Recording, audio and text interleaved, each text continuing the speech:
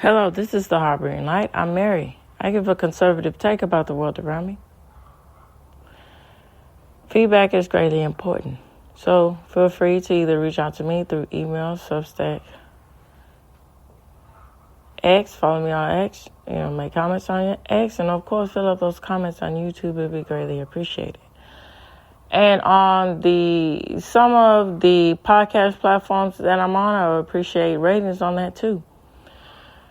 All right, so to list off a few: Spreaker, Spotify, iHeartRadio, Pandora, Amazon Music, Deezer. All right, so this episode is all about sweetening food.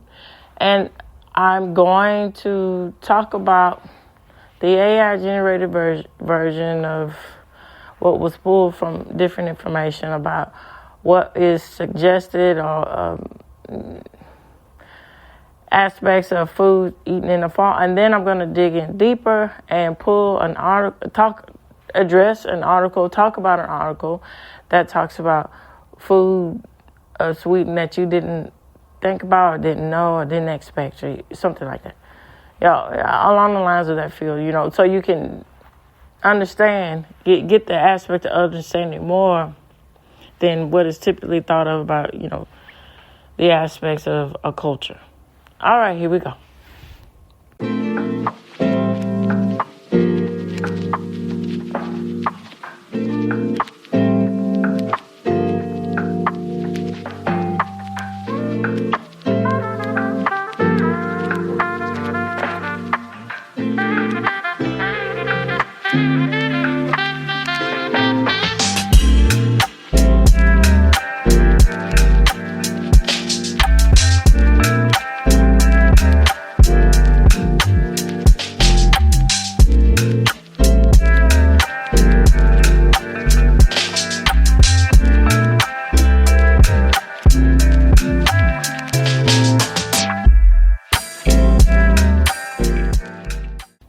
Okay, thoughts before I jump right in. So,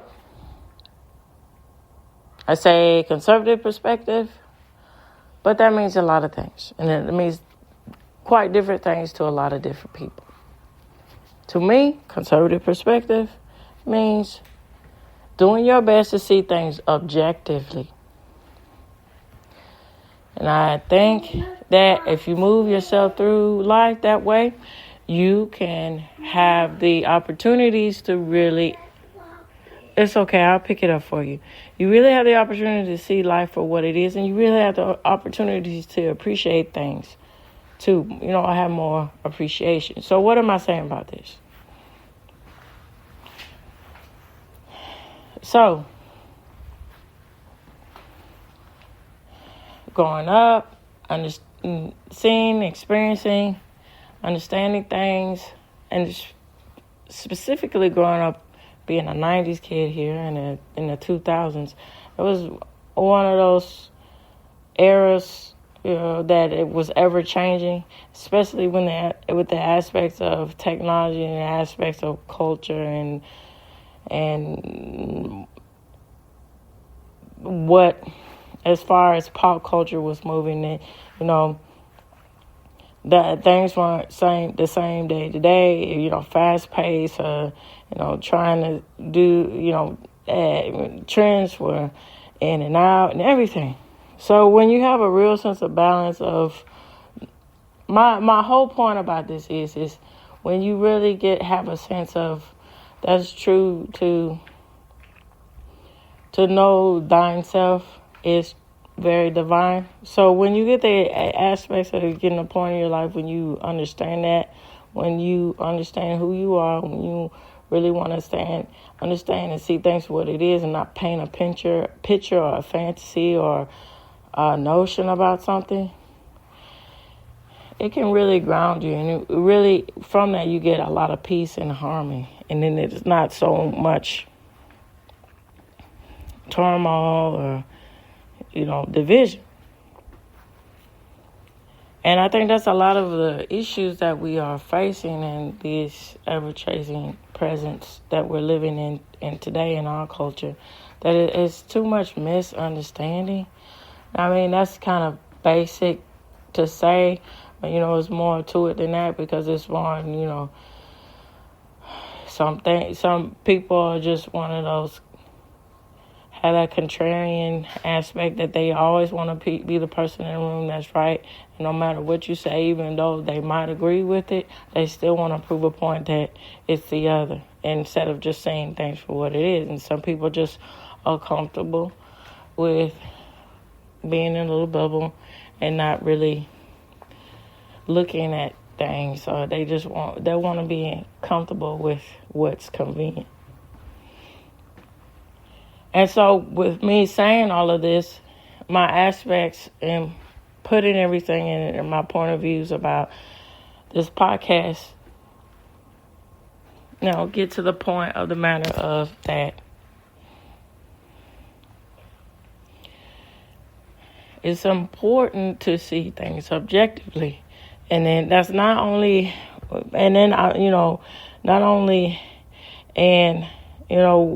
you move objectively with facts, but in culture too, to see that. And that can help swing the pendulum to the direction to have new, fresh, bright thoughts about things, and then not be so stagnant in your way of thinking, not being so, and then, getting dogmatic and having this,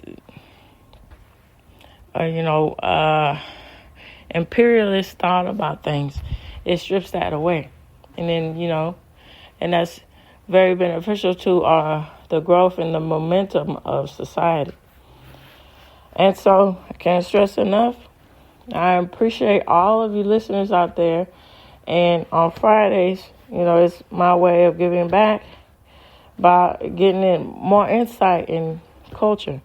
And I want to infuse objectivity into talking about food, and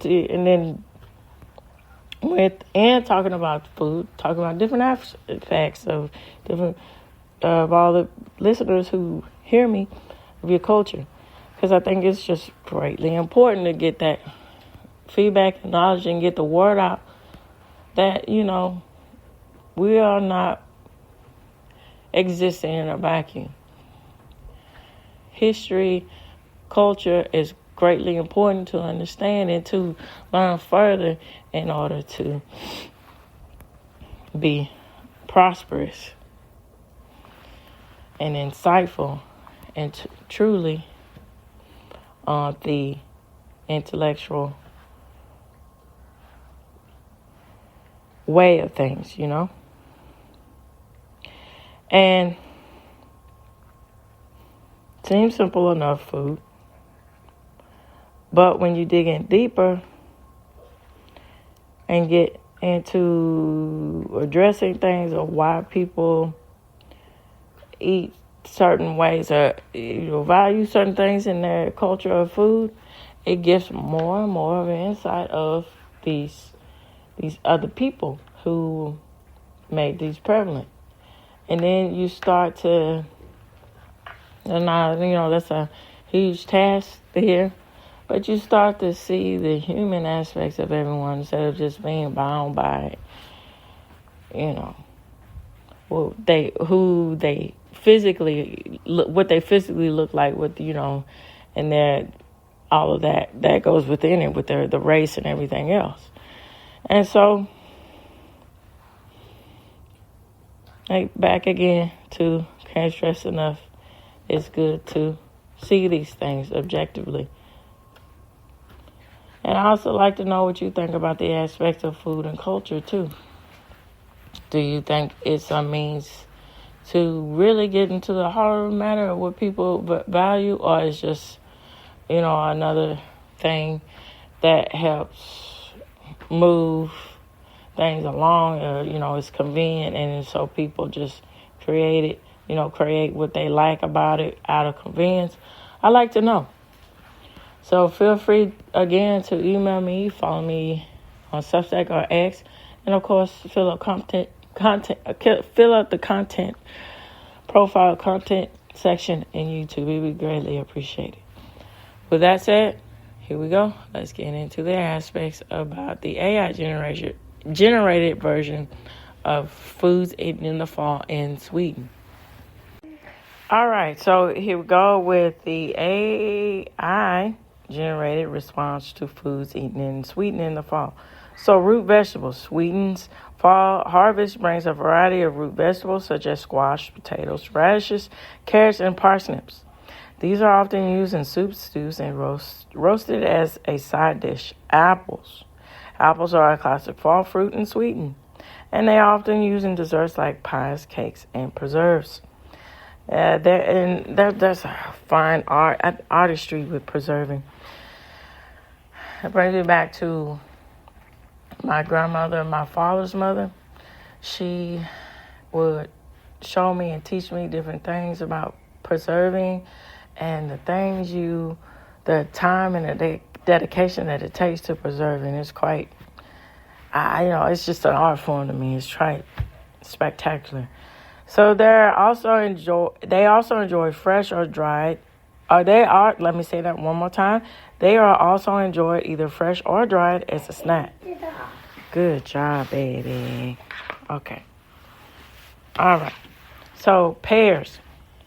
Like apples, pears are a popular fall fruit in Sweden. They're often poached and spices like cinnamon, vanilla, and served with whipped cream.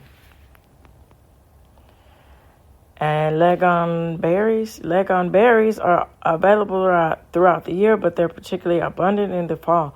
They're often used in jams, preserves, and sauces to accompany game meats, stews, and porridges. And then, that's interesting, too, when hunting as far as meat different animals. And it's quite neat in that whole aspect of hunting for your food. So sausages, it goes with, that's part of the tradition of Swedish fall foods. It's often served with boiled potatoes, pickles, beetroots, and sweet and spicy mustard. Crisp bread, a traditional Swedish crisp bread, is often served with fall harvest foods like root vegetables, game meats, and cheeses. Porridge or gruel has been a staple in Swedish cuisine over a millennium.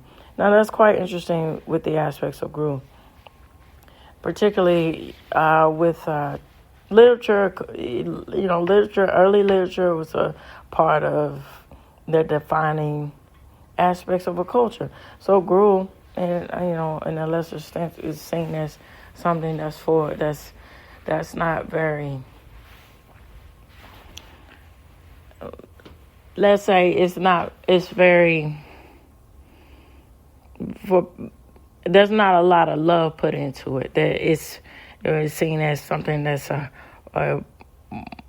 poor people food or something, or there's something that's just not of, divine, quite not divine, but required, that it takes required taste, or it's not refined enough, to be a part of popular culture. And it's quite interesting to see how that transcend the transition of that into another culture. And then, me mentioning Charles Dickens, it was Oliver Twist, when these images of him saying, "May I please have some more gruel," really what it was. And then, being downtrodden and gruel every day, that's something that's really not, it's something that's a necessity. That's not something that, is something to enjoy. And it's quite interesting with when that connotation can be connected to gruel in the aspect of food. All right, so let me go back. Sass has been a staple in Swedish cuisine for over a millennium. In fact, it's often flavored with spices like cinnamon, nutmeg, and served with butter, sugar, and fruit preservatives. So they have pankaka. I'm trying my best with that, y'all. So this oven-cooked pancake is a fall favorite in Sweden, often served with whipped cream, fruit preservatives, and nuts. And silima is a traditional Swedish pastry filled with whipped cream and almond paste, typically enjoyed during the fall season. And so here are some of the sources: a dailyscandinavian.com, say thelocal.se, strawberryhotels.com, sweden.se. Now BuzzFeed, that's more progressive in thoughts about their content. So they put some feedback in here. And so visit sweden.com and wikipedia.org. And wikipedia.org is not very viable, trusted source.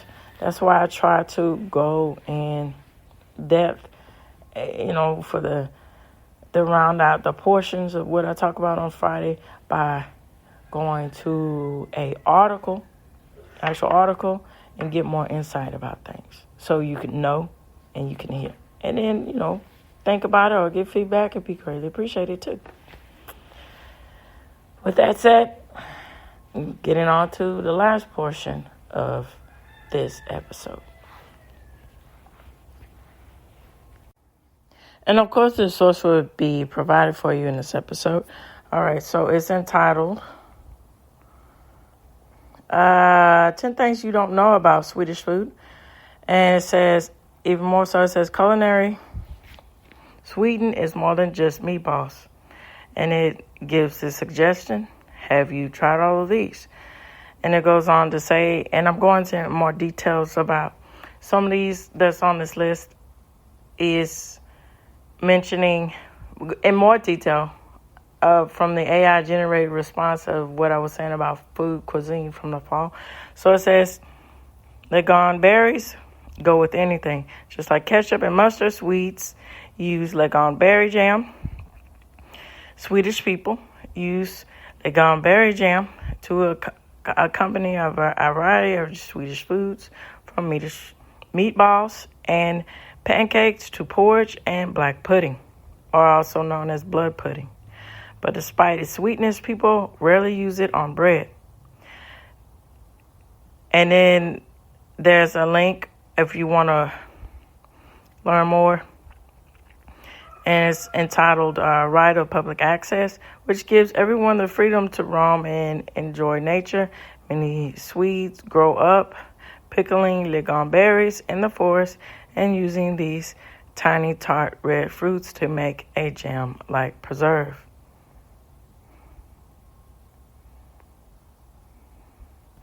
All right, pickled herring. And it's funny saying the center of a smorgasbord, making reference to which is what that comes from, originates as Sweden as smorgasbords, as the aspects of buffets. But that's a interesting spin on it. Little witty humor there. You might swap meatballs or mini sausages or pick cured salmon rather than smoked. But your smorgasbord wouldn't be complete without pickled herring. This fishy flavor remains the basis of every typical Swedish buffet. Swedish people have been pickling since the Middle Ages, mainly as a way of preserving the fish of storage and transportation. See? And that's quite unique, making the aspect known that out of survival mechanisms, out of adapting to the environment that you're living in, what do you do with the sources that are provided to you? What do you do as far as your source of energy, which is food? What do you do? And coming up with the thought process to preserve is quite, it's just innovative, and it's just linking to the impact of the ingenuity of the human mind, what, who wants to, when faced with challenges, what solutions do you come up with? And I like that. So, says pickled herring comes in a variety of flavors: mustard, onion, garlic, and dill, to name a few. People often eat it with boiled potatoes or sour cream, chopped chives, sharp hard cheese, sometimes boiled eggs, and of course, crisp bread. Crisp bread.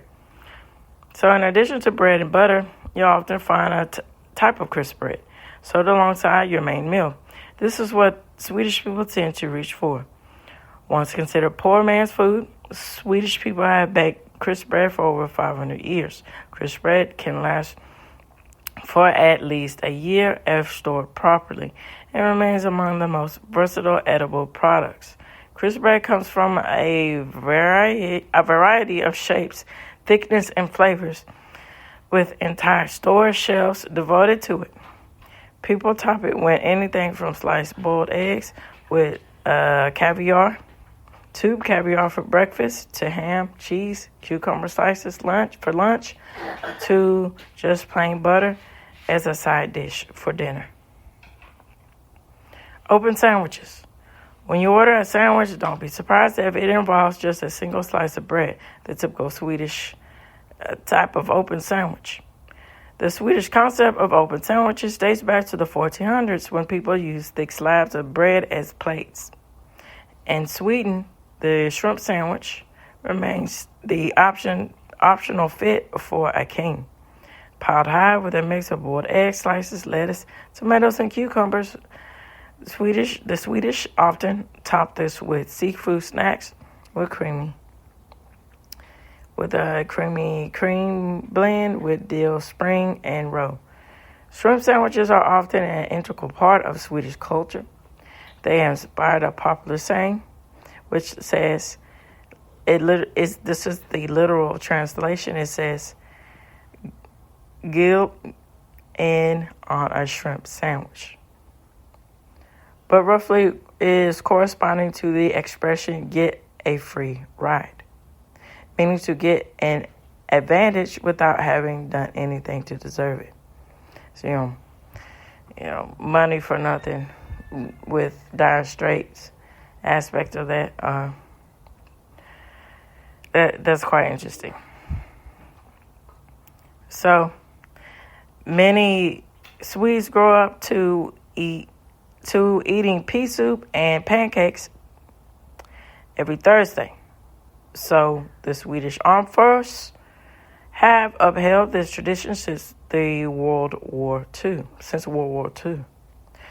What its true origins are widely debated, from Catholics not eating meat on Fridays, thus filling up on pea soups on Thursdays, to pea soup being very easy to prepare by the maid servants who would work half days on Thursdays. The tradition has well stuck. Most traditional lunch restaurants have pea soup and pancakes with lingonberry jam or any kind of jam on Thursdays. So, the Prinsesstårta, a royal indulgence. Coloring with the window displays of bakeries throughout Sweden, and the all-time favorite green princess cakes, Prinsesstårta, is topped with a bright pink sugar rose. This cake has layers of yellow sponge cake lined with jam, vanilla, and custard. It is filled off with a heavy topping of whipped cream. It is then carefully sealed with a thin layer of sugary sweet green marzipan. And marzipan,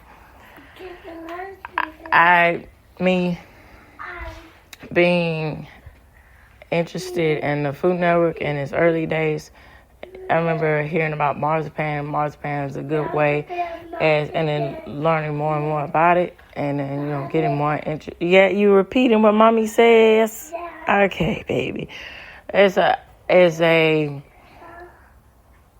I would equate it to the aspect of fondant. When you can shape it and mold it to where you want, and it's a nice moldable candy.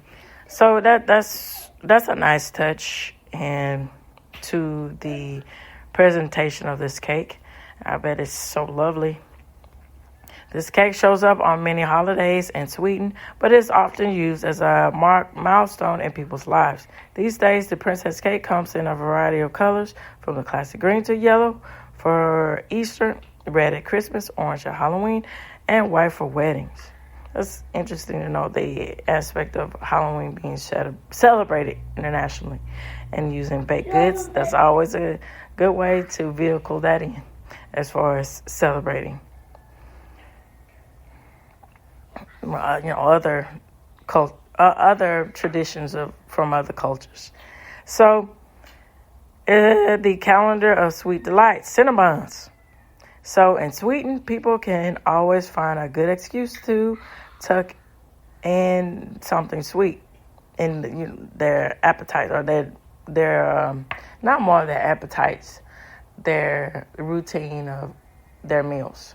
So much so that specifically there's a calendar that is designated to the celebration of sugary specialties, Cinnabon Day, which is celebrated on October 4th.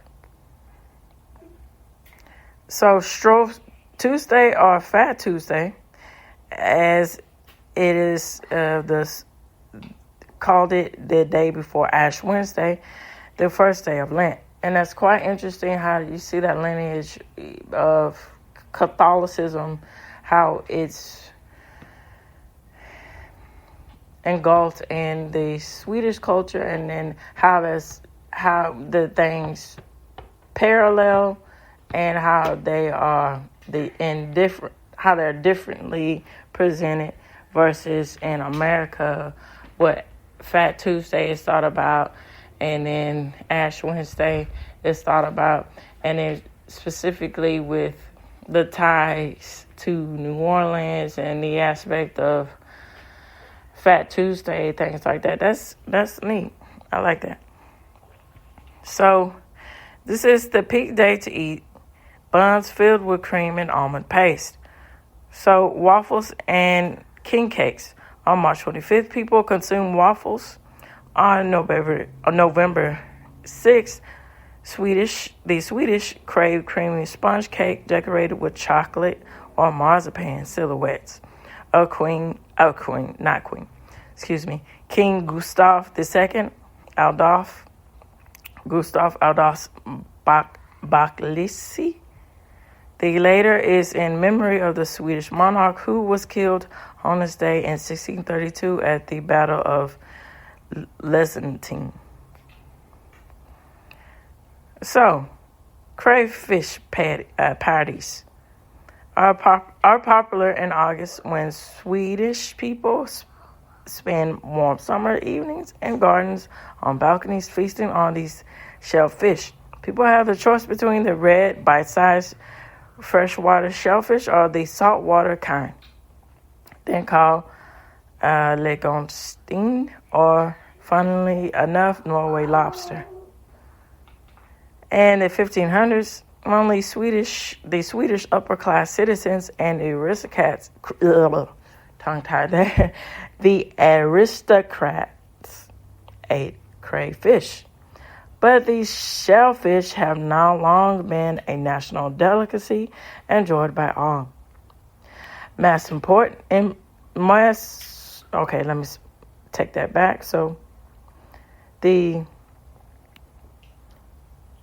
importance of this has significantly brought down the price over the centuries. Okay.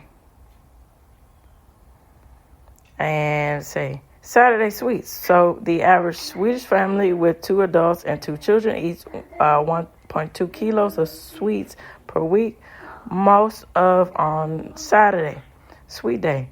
So upheld mostly to protect people's teeth and prevent dental cavities. The once-a-week tradition is historically linked to dubious medical practices. In the 40s and 50s, a very debatable experiment involving sweets took place at the Vipeholm Mental Hospital in Lund. Patients were fed large amounts of sweets to intentionally cause tooth decay. It's a part of a series of human experiments for research purposes. Based on findings from 1957, the direct relationship between sweet and tooth decay. The medical board suggests the Swedish eat sweets only once a week, an unwritten rule that many families still stick to. All right, so closing out. And I'm going to say this one thing before I close out. It says every culture has at least one culinary specialty that makes both locals and visitors cringe. From late August to early September, some devoted people uphold a stinky tradition in Sweden, particularly in the northern part of the country. This is when cans of fermented sour Baltic herring are opened and enjoyed by some at least. People have done this and engaged in this delicacy ever since the 16th century. The opening of the cans preferably takes place outdoors, and with the overpowering smell is very unpleasant, as you can imagine, which many compare it with rotten eggs and raw sewage. So the premiere takes place on the third Thursday of August every year. All right, so closing out. Good or bad, I think it's good to highlight the aspects of how certain practices, when I was talking about the practice of the tooth decay and how things of dark beginnings, how that is engulfed in a culture and how that shapes things and how people see things going forward. And so that's good to enforce this, not only to think about it in the aspects of historically, what is traditionally thought of as for something as far as the aspects of history, for instance, the aspect of war and famine, things like that. But when you break it down to the aspect of doing practices like that and how that impacts people's thought process about food, I think it opens an interesting conversation, an honest conversation to talk about how do people really think about themselves in the perspective of food. And then, going on to the psychological aspects of what food means to a person. And that's a very nice touch to highlight, even though it's very unpleasant and it's very sad. But again, it's good to talk about these things and present these things and have that. So it opens up for debate and opens up for much needed conversations about the aspect of how people think about food instead of shying away from it, With that said, this reaches the end of the Harboring Light. And of course, feedback is greatly important. So I would like to know what you all think about this episode, who is listening to this episode. I'd like to know what you think. So feel free to either email me, follow me on Substack, follow me on X, give comments on X or Substack, and of course fill out those comments on YouTube. It'd be greatly, greatly appreciated. Tune in, turn up, and absolutely take care out there. Bye-bye now. And early to you, happy Thanksgiving to one and all. Bye-bye. Are we all done?